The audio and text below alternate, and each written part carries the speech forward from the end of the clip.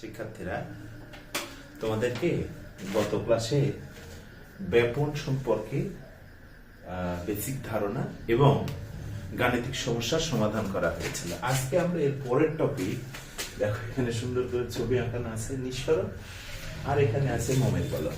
এই দুটো টপিক নিয়ে তোমাদের সাথে আজকে আলোচনা করব। তার আগে আমরা একটু জেনে নিই নিঃসরণটা আসলে কি।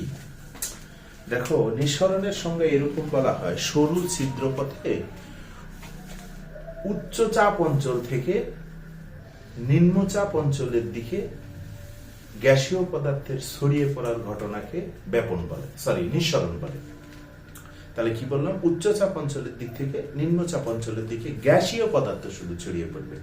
নিঃসরণটা শুধুমাত্র আমরা গ্যাসীয় পদার্থের ক্ষেত্রেই পেয়ে থাকি।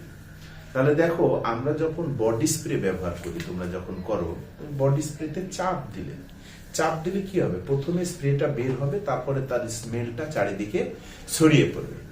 এই যে প্রথমে যে বের হলো, এই বের হওয়ার ঘটনাটাকেই আমরা বলি নিঃসরণ। আর এটা যে ছড়িয়ে পড়লো, এই ছড়িয়ে পড়ার ঘটনাটাকেই বলি আমরা ব্যাপন। তোমাদের পরীক্ষায় এরকম প্রশ্ন আসে যে ব্যাপন আগে না নিঃসরণ আগে, ব্যাখ্যা করো। তো এটা আসলে কঠিন কোনো জিনিস না, একবারে সিম্পল একটা জিনিস। তুমি এটা এরকম ভাবে লিখতে পারো, আসলে ব্যাপন এবং নিঃসরণ দুটো একই জিনিস। এদের মধ্যে একটাই পার্থক্য আছে, সেটা হলো চাপের পার্থক্য। দেখো, ব্যাপনের ক্ষেত্রে কঠিন, তরল এবং বায়বীয় পদার্থ সব দিকে ছড়িয়ে পড়ার ঘটনাটাই ব্যাপন। আর নিঃসরণটা হলো চাপ প্রয়োগের ফলে গ্যাসীয় পদার্থের গ্যাসীয় মাধ্যমে ছড়িয়ে পড়ার ঘটনাটাই নিঃসরণ। তাহলে এখানে পার্থক্যটা হলো শুধুমাত্র চাপের।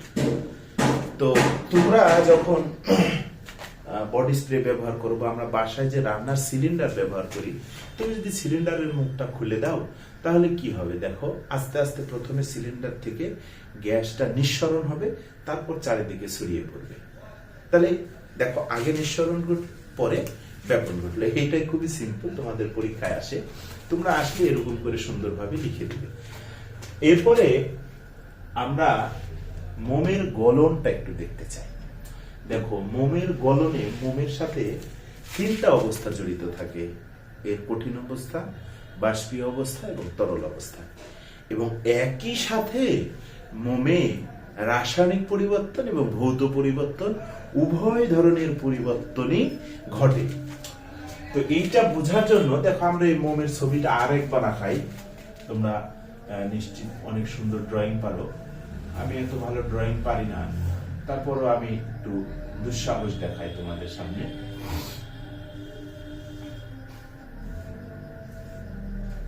মনে করো যে এটা একটা মোম। এই মোমে তুমি আগুন জ্বালিয়ে দিয়েছো। আগুন জ্বালিয়ে দেওয়ার কারণে কি হবে তুমি নিজেই বলো।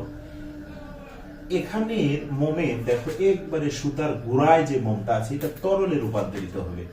তরলে রূপান্তরিত হয়ে এই দিক দিয়ে ঘুরিয়ে ঘুরিয়ে ঘুরিয়ে ঘুরিয়ে এরকম ভাবে এসে এই মোমটা এখানে জমা হয়ে যাবে। ঠিক আছে? তো মোমটা এইভাবে জমা হতেই থাকবে এক সময় শেষ হয়ে পুরো মোমটাই আবার জ্বলবে। আর এখানে প্রথমে মোমটা জলীয় বাষ্প আকারে যাবে, তারপরে আমরা এটাকে ধোঁয়া পাবো। তাহলে ধোঁয়া মানে কি? Carbon die oxide. আর এখানে মোমের যে জলীয় বাষ্পটা পাচ্ছি, সেটাকে আমরা বলবো বাষ্প। কার বাষ্প? মোমের বাষ্প। আর এই জায়গাটাতে কিন্তু তোমার থাকবে তরল মোম। ঠিক আছে? আর এই জায়গায় এসে জমা হবে, এখানে তখন আমরা পাবো কঠিন মোম। আচ্ছা, মোমের তো দহন হয় নাকি? তো দহন হয় কার উপস্থিতিতে? অক্সিজেনের উপস্থিতিতে। তার মানে তুমি যে আগুনটা দিলে, এই আগুনটাকে তুমি বলতে পারো অক্সিজেন। ওকে?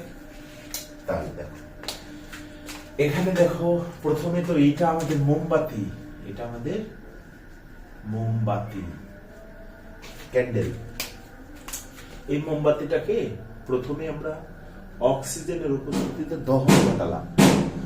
যখন অক্সিজেনের উপস্থিতিতে দহন ঘটালাম, তখন এখানে তরল মোমে রূপান্তরিত হলো। তাহলে কঠিন মোম তরলে রূপান্তরিত হলো। এই তরল মোম এইখানে এসে বাষ্পে রূপান্তরিত হলো, তাহলে তরল মোম বাষ্পে পরিণত হলো। আর এখানে যে তুমি তরলটা পেলে, এই তরলের কিছু অংশ এদিক দিয়ে ঘুরিয়ে ঘুরিয়ে এসে এখানে কঠিন মোমে রূপান্তরিত হয়ে গেল। তাহলে তুমি দেখো, মোমকে যখন তুমি আগুনের উপস্থিতিতে দহন করলে, তখন এখানে কঠিন মোম পেলে, বাষ্পীয় মোম পেলে, তরল মোম পেলে। তাহলে চমৎকার ভাবে তুমি মোমের তিনটা অবস্থা, অর্থাৎ কঠিন, তরল এবং বাষ্পীয়, তিনটা অবস্থায় পেয়ে গেলে। এখন এই যে মোমটা, মানে ভৌত পরিবর্তন আর রাসায়নিক পরিবর্তনটা কিভাবে ঘটে, তো তুমি ভৌত পরিবর্তনের সংজ্ঞা কি দাও? ভৌত পরিবর্তনে আমরা বলি যে পরিবর্তনে পদার্থে অভ্যন্তরীণ অবস্থার কোনো পরিবর্তন ঘটবে না, শুধুমাত্র বাইরের অবস্থার পরিবর্তন ঘটে যাবে, সেটাকে আমরা বলবো ভৌত পরিবর্তন।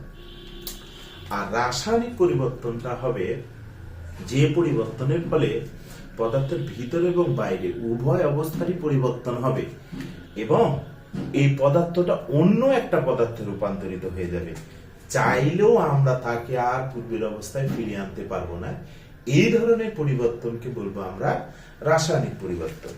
তো এখানে দেখো, তোমার এই মোমটা প্রথমে তুমি কি করেছ, মোমটাকে তুমি অক্সিজেনের উপস্থিতিতে দহন করেছ। তো তুমি যখন অক্সিজেনের উপস্থিতিতে মোমটাকে দহন করলে, তখন তুমি কি কি পেয়েছিলে আমাকে একটু বলো। তুমি পেয়েছিলে কার্বন ডাই অক্সাইড, মানে ধোঁয়া পেয়েছিলে, এবং এখানে বাষ্প পেয়েছিলে, তার মানে পানি পেয়েছিলে। এখন মোমে যখন আগুন জ্বলবে, তুমি বলো তো, সেখানে তো অবশ্যই একটা আলো উৎপন্ন হবে, আর যেখানে আলো থাকবে সেখানে তাপও থাকবে, তাইলে তুমি এখানে তাপ পাবে। এখন তুমি বলো তো, তুমি যদি চাও কার্বন ডাই অক্সাইড, আলো, তাপ, এগুলোকে আর পূর্বের অবস্থা, অর্থাৎ মোম অবস্থায় ফিরে পাবে, তুমি নিশ্চয়ই এই অবস্থাতে আর ফিরে পাবে না। তাহলে কিন্তু এখানে মোমের রাসায়নিক পরিবর্তন ঘটে গেছে। এখন তোমার মনে প্রশ্ন হতে পারে যে স্যার, ঠিক আছে, রাসায়নিক পরিবর্তন ঘটে গেছে, তাহলে ভৌত পরিবর্তনটা কিভাবে হলো? দেখো, আমাদের দেশে তো এখন লোডশেডিং একটু কম হয়। যখন অনেক বেশি লোডশেডিং হতো, তখন বড় বড় দোকানগুলোতে, বিশেষ করে শপিং মল বা এই জাতীয়, এরকম একটা কৌটা ব্যবহার করা হতো। এইরকম একটা কৌটার মধ্যে এখান থেকে মোম জ্বালিয়ে দেওয়া হতো, এরকম করে। তো এই মোমটা এক সময় জ্বলতে জ্বলতে জ্বলতে জ্বলতে জ্বলতে জ্বলতে এখানে এসে এরকম ভাবে জমা হয়ে যেত। তো তোমার ধরো এই মোমটা জ্বলতে জ্বলতে শেষ হয়ে গেছে, আর এই কৌটাটা মোম দ্বারা পূর্ণ হয়ে গেছে। দেখো, এখানে একটা মজার ঘটনা ঘটানো যাবে। তুমি একটা সূচ বা চিকন কোনো কিছু দিয়ে এটাকে ছিদ্র করে এখান থেকে একটা রশি বা একটা চিকন সুতা তুলে দাও, তাহলে দেখবা এইটা আবার এইরকম সুতার মতো হবে। তুমি যখন আবার এখানে অক্সিজেনের উপস্থিতিতে আগুন দিবে, সেটা আবার মোম হিসেবে ব্যবহার করা যাবে। তাইলে মজার ঘটনাটা কি ঘটলো, এখানে মোম পুড়ে তরলে রূপান্তরিত, সেই তরল মোম আবার মোমে রূপান্তরিত হলো। তুমি সেখানে আবার একটা সুতা দিয়ে আগুন দিলে, ওইটা আবার মোম হিসেবে ব্যবহার করতে পারছো। তাহলে দেখো, এইরকম একটা কৌটায় প্রথমে আমরা মোমটা দিলাম, সেটাতে আগুন দিলাম, একটা সময় মোম গলতে গলতে এরকম ভাবে কৌটা ভর্তি মোম জমা হয়ে যাবে। তখন তুমি আবার ছিদ্র করে সেখান থেকে একটা সুতা বের করলে এবং ওটাতে আগুন ধরিয়ে দিলে, তাহলে দেখো আমরা আবার মোম ফিরে পেলাম। দেখো, মোম গলে গলে গলে গলে আবার মোমের পূর্ব অবস্থায় ফিরে আসলো। তার মানে কি, এখানে ভৌত পরিবর্তনটাকে আমরা ব্যাখ্যা করতে পারলাম। আমরা ভৌত পরিবর্তনের সঙ্গে কি বলি, যা শুধুমাত্র বাইরের অবস্থার পরিবর্তন ঘটবে, অভ্যন্তরীণ অবস্থার কোনো পরিবর্তন ঘটবে না, এবং চাইলে আমরা আবার তাকে পূর্ব অবস্থায় ফিরে পাবো। দেখো তো, এই ঘটনা দ্বারা আমরা পূর্ব অবস্থায় মোম ফিরে পেয়েছি কিনা, আমরা ফিরে পেয়েছি। তাহলে এখান থেকে আমরা মোমের গলন এবং তিন অবস্থা, মোমের ভৌত পরিবর্তন এবং মোমের রাসায়নিক পরিবর্তনটা কিন্তু খুব সুন্দর করে ব্যাখ্যা করতে পারি। তো শিক্ষার্থীরা, তোমাদেরকে অনেক ধন্যবাদ। আশা করি পরের ক্লাসে তোমাদের সাথে আবার দেখা হবে।